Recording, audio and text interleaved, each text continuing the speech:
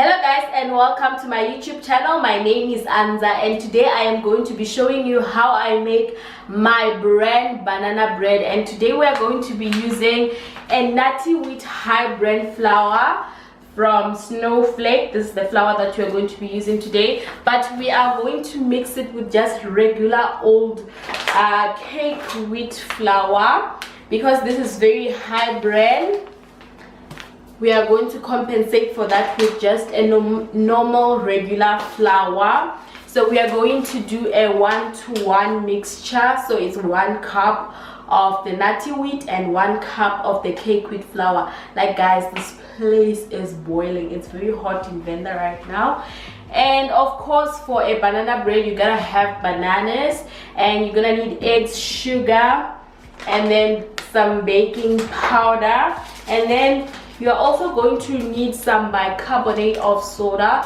So this is just to help the cake cook in the center, the bread to cook properly in the center, because if it doesn't cook long enough and there's sort of no helping agent to help it cook in the inside, you're going to have a soggy or a very hard center. So that is going to compensate for that, and you're going to need some butter and 2 eggs. So I'll be showing you the ingredients as we are moving along. So I hope you enjoyed this video.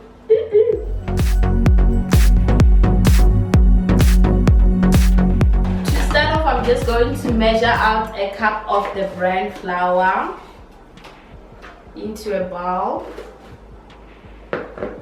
And then I'm going to mix it in with my regular cake flour. But if you like it more briny, I guess you can just not mix with regular flour.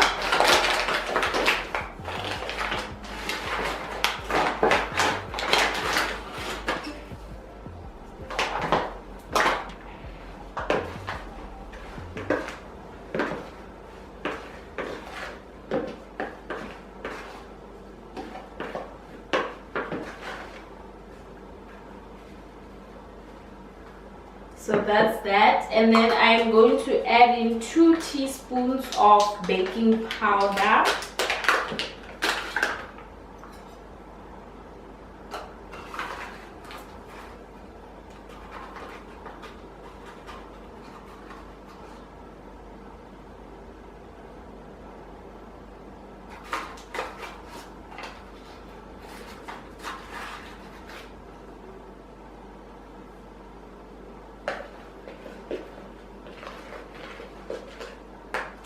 And then 1 teaspoon of bicarbonate of soda. My soda is broken.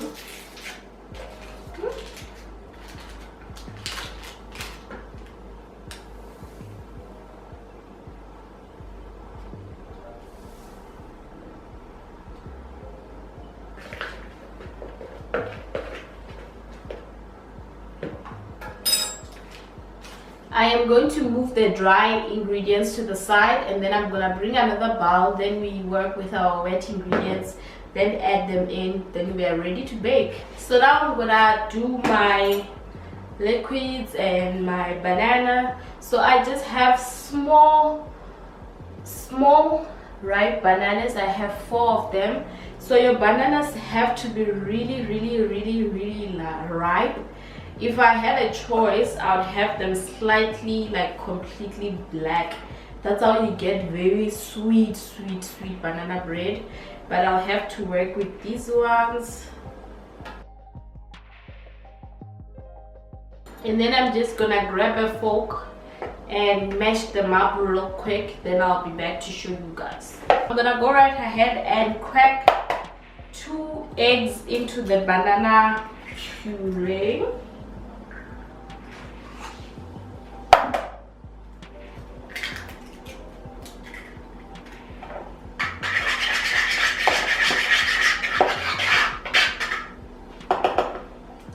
And then I'm gonna add a cup of mass. You can substitute this with buttermilk or regular milk. It works as fine.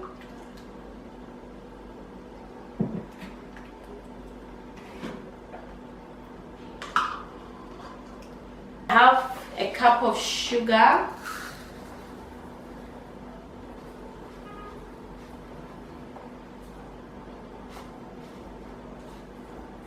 just because my bananas are not so ripe.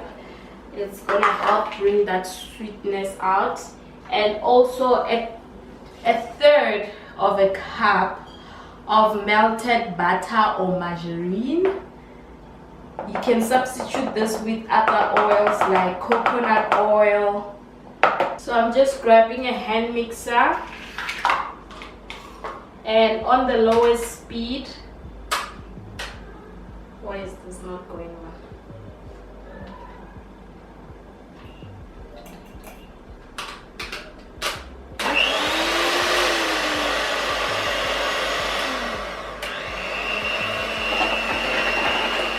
I am mixing it on the lowest speed.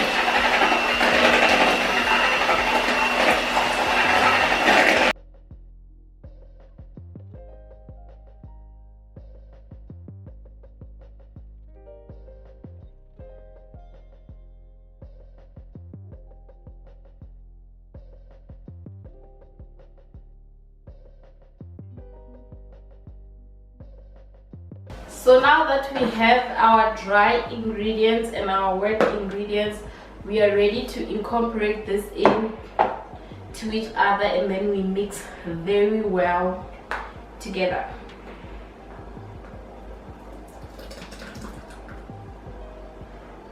So you rather do it in batches, just in case your flour gets wet you can stop. But if you add it all together and your flour gets too wet, you can't really save the flour. So doing it in batches all the way.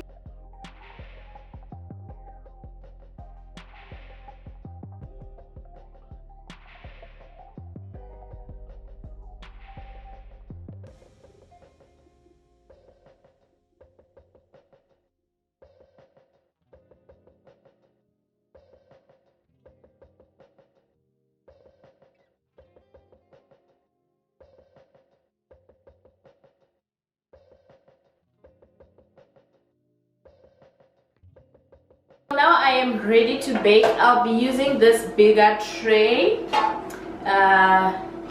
Other days I'll opt for the smaller one, which I had already battered, but I feel like my butter is too big for the smaller tray, so I'll be using this big loaf tray, which means my bread might not rise as big, but it's still perfect.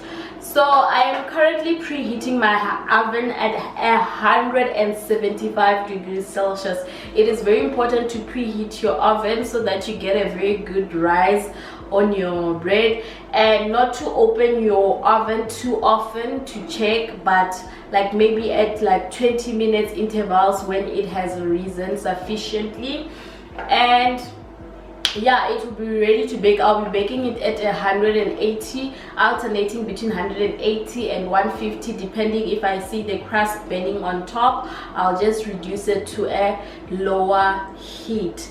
And also this will be baked for 1 hour 15 minutes. It is very important to bake your bread for long enough, and you can check this by just sticking a butter knife through it, a steel butter knife through it, to see if it is cooked inside. So if it comes out wet, it is not cooked properly, but if it comes out clean, your bread is ready to remove from the oven. It might cook for a lesser time or a longer time depending on your oven, but the sticking your knife through the center is very good, and you can see how your bread is doing. So I've just buttered my pan sufficiently. It's very important to butter so that your bread must not stick to the sides. So I'm gonna go right ahead and pour the whole butter inside.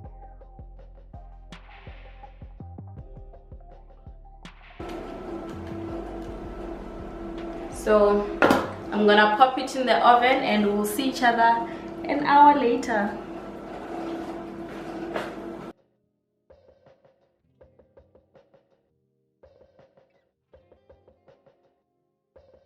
I am done. It's exactly 1 hour 15 minutes later.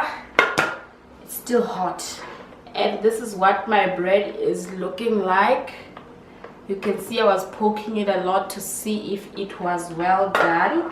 So I'm gonna let it stay on the kitchen on like the stove on top for it to cool. Then I'll transfer it to like a chopping board.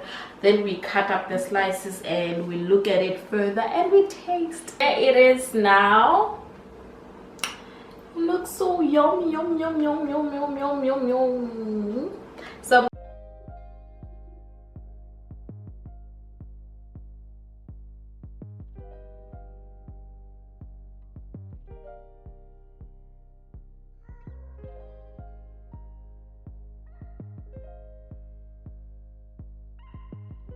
this is how the individual slice is looking.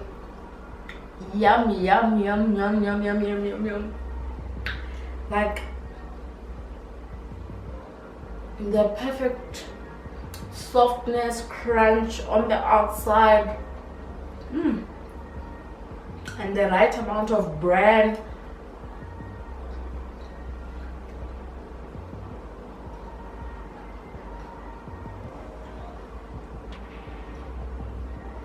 All good. Thank you very much for watching me make this banana bread. I'm gonna chop it up and ready to serve for my family, and I'm very excited. Remember to subscribe, like and comment. Subscribing is absolutely free. Like, I'm burning in this kitchen to deliver content for you guys.